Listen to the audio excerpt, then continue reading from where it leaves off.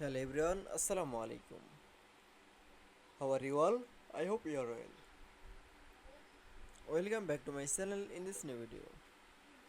Today's video, how to remove the password in Microsoft Excel file. So let's started. At first open your desktop.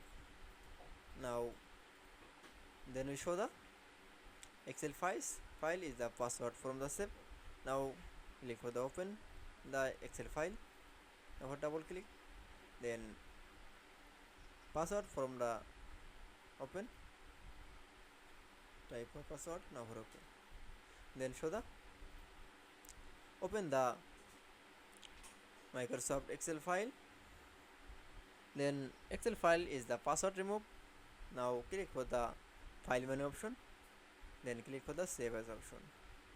Now click for the browse option, then click for the tools option, then click for general option. Now remove the password.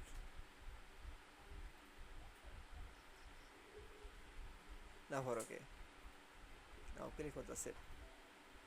Now for this option. Now minimize option.